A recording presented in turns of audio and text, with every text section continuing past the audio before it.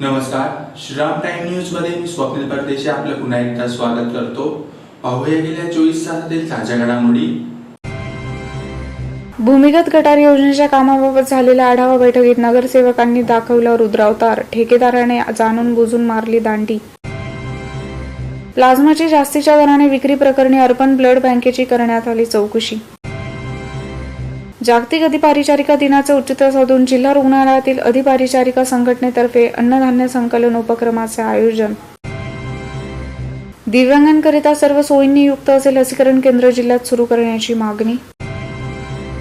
आणि डॉक्टर आशिष पाटील यांनी आपला स्वतःचाच विक्रम मोडत लॅप्रोस्कोपिक पोर्ट प्लेसमेंट सिस्टीमसाठी 5वे पेटंट मिळवून देशातील एकमेव डॉक्टर होण्याचा मिळवला मान। आता बातमीपत्र विस्ताराने। धुळे शहरातील देवपूर परिसरात सुरू असलेल्या भूमिगत गटार योजनेच्या कामाबाबत झालेल्या आढावा बैठकीत नगरसेवकांनी कामातील त्रुटीचा पाडा वाचत संताप व्यक्त केला, तर ठेकेदाराने जाणून बुजून दांडी मारली। धुळे शहरातील देवपूर परिसरात अमृत योजनेअंतर्गत सुरू असलेल्या भूमिगत गटार योजनेच्या कामाबाबत वाढत्या तक्रारी लक्षात घेता महानगरपालिकेच्या स्वर्गीय अटल बिहारी वाजपेयी सभागृहात झालेल्या विशेष आढावा बैठकीत नगरसेवकांनी कामातील त्रुटींचा पाडा वाचला, तर महाराष्ट्र जीवन प्राधिकरणाच्या अधिकाऱ्यांनी ऐकून घेण्याची भूमिका घेतली, तर ठेकेदाराने चक्क बैठकीस दांडीच मारली। महाराष्ट्र जीवन प्राधिकरणाच्या माध्यमातून देवपुरात विविध ठिकाणी कामे सुरू आहेत, मात्र त्यात त्रुटी असून या कामाचा नागरिकांना त्रास होत असल्याच्या तक्रारी वारंवार नगरसेवक करीत असल्याने मंगळवारी महाराष्ट्र जीवन प्राधिकरणाच्या अधिकाऱ्यांसोबत आढावा बैठक घेण्यात आली। शहरात महाराष्ट्र जीवन प्राधिकरणाच्या माध्यमातून कोट्यवधी रुपयांची कामे होत असताना धुळ्यात ठेकेदाराचे साधे ऑफिस देखील नाही, नागरिकांच्या तक्रारी नोंदवण्याची सुविधा नाही, त्यामुळे कामाबाबत साशंकता निर्माण होते। पाईपलाईन टाकताना ते निकृष्ट दर्जाचे होत असून चेंबरचे कामही तकलादू आहे। गणपती मंदिराजवळ मोठे पाईप टाकण्याचे काम सुरू होते, ते कुठवर आले? शासन निकषानुसार अपेक्षित कामे झाले आहे का? देवपुरातील रस्ते खोदकामाची तक्रार आल्यानंतर आयुक्तांसह शहर अभियंता यांनी या रस्त्याची पाहणी करूनही अद्याप ते काम झाले नाही, याबाबत प्रश्न विचारून संताप व्यक्त केला। भूमिगत गटारीचे 142 पैकी 110 किमीचे काम पूर्ण झाले आहे। डांबरीकरणाचे 35 किमीचे काम झाले असून उर्वरित काम तात्काळ पूर्ण करणे आवश्यक आहे, त्यामुळे मुजोर ठेकेदाराबाबत कठोर निर्णय घ्यावा, अशा संतप्त सूचना सभेत मांडण्यात आल्या। एकंदरीत सदस्यांचा रुद्रावतार पाहून महाराष्ट्र जीवन प्राधिकरण व मनपा यांची संयुक्त समिती तयार करून गटार योजनेचे काम पूर्ण करून घ्यावे, अशी सूचना करण्यात आली।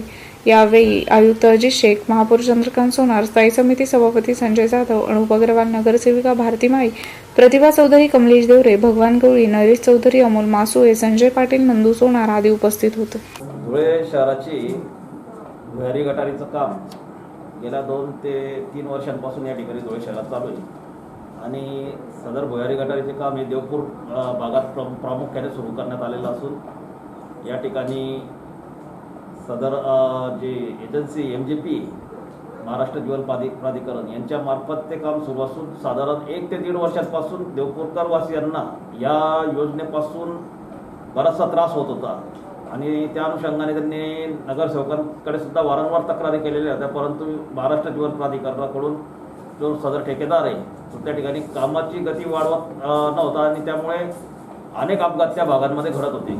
त्या ठिकाणी रस्ते खोदून ठेवलेले आहेत किंवा बऱ्याच ठिकाणी खड्डे झालेले आहेत। त्या अनुषंगाने त्या सदर भागातील नगरसेवकांनी माझ्याकडे मागणी केली होती, त्यामुळे मी महाराष्ट्र जीवन प्राधिकरण आणि ठेकेदार यांना या ठिकाणी मीटिंग घेऊन आमंत्रित केलं होतं।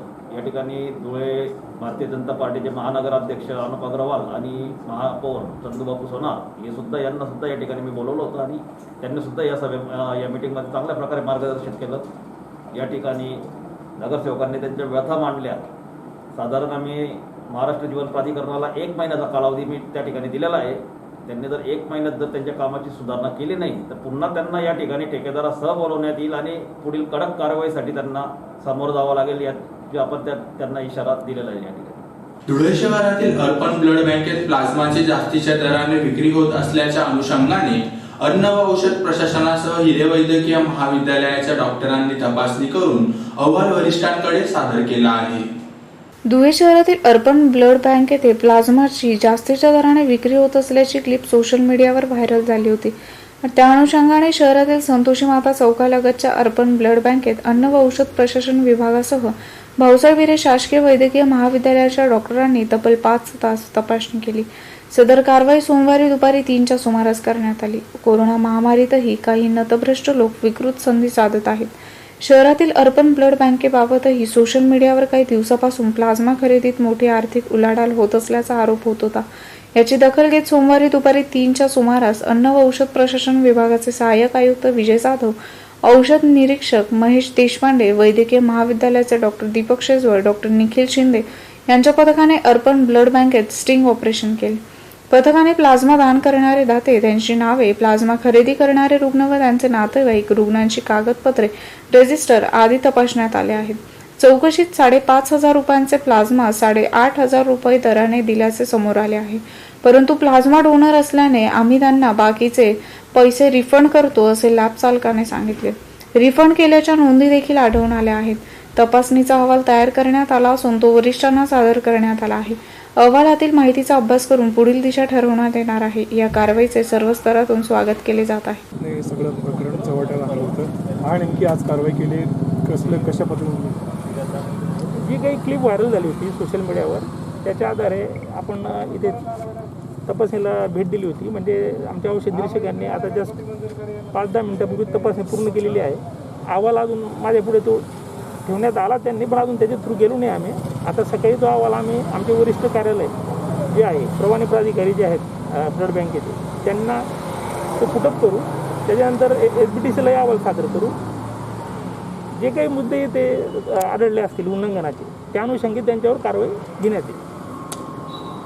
या ठिकाणी जास्त दराने प्लाझ्माची विक्री होत होती का नव्हती? किती दराने विकत होते, काय करतो ते आता आपण अहवालातूनच गेल्यावरच कळेल आपल्याला. अहवाल माझ्या जस्ट मी आता तुमच्या समोरच इथे आलो आहे आणि अहवाला ते काय मुद्दे आहेत ते अजून सध्या मी पण पूर्ण बघितले नाही.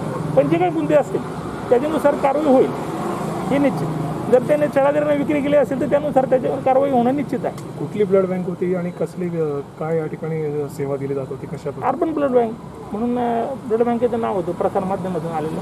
आणि इथे जे इतर ब्लड बँकमध्ये सेवा दिली जाते रुग्णांना, ब्लड बँक त्याचे घटक जे असतात दुसरे त्याचे याच्यामध्ये संकलन होऊन ते रुग्णांना दिले जातं. कोरोनाच्या पार्श्वभूमीवर 12 मे जागतिक अधिपरिचारिका दिनाचे औचित्य साधून जिल्हा रुग्णालयातील अधिपरिचारिका संघटनेतर्फे अन्नधान्य संकलन कार्यक्रमाचे आयोजन करण्यात आले होते. 12 मे जागतिक अधिपरिचारिका दिनाचं औचित्य साधून जिल्हा रुग्णालयातील अधिपरिचारिका संघटनेतर्फे कोरोनाच्या पार्श्वभूमीवर अन्नधान्य संकलन कार्यक्रमाचे आयोजन करण्यात आले होते. सध्या संपूर्ण देशात कोरोनाने थैमान घातले असून कोरोनाचा संसर्ग कमी व्हावा यासाठी महाराष्ट्रात लॉकडाऊन सुरू आहे. त्यामुळे गोरगरीब गरजू नागरिकांना हाताला काम नसल्याने त्यांच्यावर उपासमारीची वेळ आली आहे. सदर बाब लक्षात घेता अधिपरिचारिका संघटनेतर्फे अन्नधान्य संकलन करण्याचा कार्यक्रम हाती घेण्यात आला आहे. त्यासाठी दानशूर व्यक्तींनी आपल्या यथाशक्तीप्रमाणे आर्थिक मदत अथवा अन्नधान्य देऊन अन्नधान्य संकलनात आपला सहभाग नोंदवण्याचे आवाहन करण्यात आले आहे. संकलित झालेले अन्नधान्य स्वामी विवेकानंद प्रतिष्ठान, संदीप फाउंडेशन यांच्या मदतीने गरीब गरजूंच्या वसाहतींमध्ये जाऊन वाटप करण्यात येणार आहे. यावेळी प्रतिभा घोडके, किशोर हलगिरे, मनीष बाविस्कर, कमलेश परदेशी, मीरा कांते, ओमकार गुंजाळ, डॉक्टर श्रद्धा वसावे, धनश्री पाटील आदी उपस्थित होते. नमस्कार, मी प्रतिभा घोडके, बाह्य रुग्ण परिचारिका अधिपरिचारिका म्हणून धुळे जिल्हा रुग्णालय येथे कार्यरत असून मी महाराष्ट्र राज्य परिचारिका संघटनेचे अध्यक्ष. जे कोविड काळामध्ये काही जे गोरगरीब जनता आहे त्यांच्या पोटाची खळगी भरण्यासाठी अन्नधान्य लागत असतं किंवा त्यांना रोजगार नाही आहे, अशा लोकांसाठी आम्ही अन्न संकलित करत आहोत. कारण त्याचं कारण असं आहे की वॉर्डमध्ये काही गरीब जनता दिसते आणि त्यांची लेकरं बाळं घरी उपाशी असतात. तर ती लेकरं बाळं उपाशी असतात आणि ते बघून आम्हाला अतिशय वाईट वाटलं आणि त्यामुळे आम्ही ठरवलं सगळे परिचारक बंधू आणि भगिनींनी की आपल्याला हा उपक्रम राबवला पाहिजे. त्या अनुषंगाने आमच्या सगळ्या परिचारिका बंधू भगिनी, डॉक्टर, आमचे जे वर्ग 4 कर्मचारी आहेत यांनी सगळ्यांनी त्याच्यासाठी सहभाग घेतला. धुळेकर जनतेच्या बऱ्याच दानशूर लोकांनी अन्नदान केलेलं आहे. तर माझी पुन्हा 12 मे पर्यंत जेवढं शक्य होईल तेवढं अन्न आपण आमच्याकडे संकलित करावं, जेणेकरून आम्हाला लवकरात लवकर ते 12 मे दुपारपर्यंत लोकांपर्यंत डिस्ट्रीब्यूट करता येईल. जाईल. आणि 12 मे ह्याच्यासाठी निवडला गेला आहे की आमचा जो फ्लॉरेन्स नाइटिंगेल यांचा वाढदिवस असतो तो आम्ही परिचारिका दिन म्हणून, जागतिक परिचारिका दिन म्हणून साजरा केला जातो. तर या अनुषंगाने आम्ही हा उपक्रम राबवत आहोत. तरी पण माझी धुळेकर जनतेला अजूनही विनंती आहे की ज्यांना जे शक्य होईल त्यांनी अन्नाचा जो साठा आहे तो संकलित करायचा आहे. जुने धुळे सिव्हिल येथे बाह्य रुग्ण विभाग येथे येऊन तो संकलित करायचा आहे. इथे माझ्या ज्या कोणी अधिपरिचारिका किंवा वर्ग 4 कोणी जे असतील त्यांच्याजवळ तुम्ही आपण देऊ शकता आणि तो संकलित करून आम्ही डिस्ट्रीब्यूट करणार आहोत. बरं, हे वाटप कुठल्या NGO मार्फत करणार तुम्ही? संधी फाउंडेशन म्हणून NGO आहे आणि आपल्या स्वामी विवेकानंद प्रतिष्ठान म्हणून आहे. ह्या दोघांकडनं आम्ही ते दोघांना घेऊन आम्ही तो डिस्ट्रीब्यूट करणार आहोत. दिव्यांगांकरिता सर्व सोयींनी युक्त असे लसीकरण केंद्र जिल्ह्यात सुरू करावे अशी मागणी प्रहार जनशक्ती पक्ष धुळेतर्फे जिल्हाधिकाऱ्यांना निवेदनाद्वारे करण्यात आली आहे. दिव्यांगांकरिता सर्व सोयींनी युक्त असे लसीकरण केंद्र जिल्ह्यात सुरू करावे अशी मागणी प्रहार जनशक्ती पक्ष धुळेतर्फे जिल्हाधिकाऱ्यांना निवेदनाद्वारे करण्यात आली आहे. निवेदनात म्हटले आहे की शासनाने कोरोना प्रतिबंधासाठी व्यापक लसीकरण मोहीम हाती घेतली असून तिची अंमलबजावणी सुरू झाली आहे. मात्र या लसीकरणात दिव्यांगांना लसीकरण केंद्रांपर्यंत पोहोचणे अशक्य होत असून तेथे गेल्यावरही व्हीलचेअर अथवा रॅम्पची सुविधा नसल्याने दिव्यांग लसीकरणापासून वंचित राहत आहेत. त्यामुळे जिल्ह्यातील सर्वच ठिकाणी दिव्यांगांसाठी सर्व सोयी सुविधायुक्त स्वतंत्र लसीकरण केंद्र सुरू करावे. आदिवासी पाड्यांवर लसीकरण केंद्र सुरू करून ऑनलाईन नोंदणी सक्तीची न करता लस द्यावी आदी मागण्या निवेदनात करण्यात आल्या आहेत. यावेळी प्रहार जनशक्ती पक्षाचे जिल्हाध्यक्ष ॲडव्होकेट वसंत बोरसे, मंदाकिनी गायकवाड, दिलीप दगडे आदी उपस्थित होते.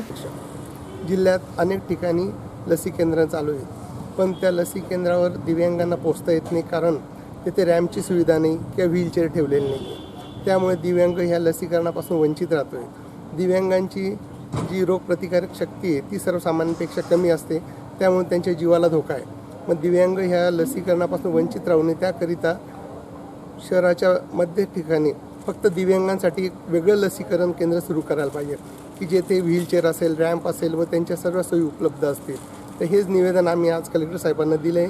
दिव्यांगांच्या ज्या दिव्यांगांना लसी केंद्रावर पोहोचण्यासाठी ज्या सोयी कराव्या लागतात त्या सर्व सोयीयुक्त असं लसीकरण केंद्र फक्त दिव्यांगांसाठी शहराच्या मध्यवर्ती ठिकाणी चालू करण्यात यावं व जे आदिवासी पाडे आहेत त्या पाड्यावरूनही दिव्यांगांना लसी केंद्रकरणापर्यंत पोहोचणं शक्य होत नाही, तरी त्या पाड्यावरही एक वेगळं लसीकरण केंद्र सुरू करण्यात यावं की जेणेकरून दिव्यांगांना त्याचा लाभ घेता येईल. याबाबत निवेदन आम्ही जिल्हाधिकाऱ्यांना दिलेलं आहे. तर जिल्हाधिकारी साहेबांनी सांगितलं की आम्ही तसे आदेश करणार आहेत. शासनाचे जरी आदेश नसले तरी आम्ही दिव्यांगांसाठी वेगळं लसीकरण केंद्र. देशात सर्वात जास्त पेटंट मिळवून विविध राष्ट्रीय व आंतरराष्ट्रीय पुरस्कार पटकविणारे डॉक्टर आशिष पाटील यांनी आपला स्वतःचाच विक्रम मोडत लॅप्रोस्कोपिक पोर्ट प्लेसमेंट सिस्टीमसाठी 5वे पेटंट मिळवून देशातील एकमेव डॉक्टर होण्याचा मान मिळवला आहे.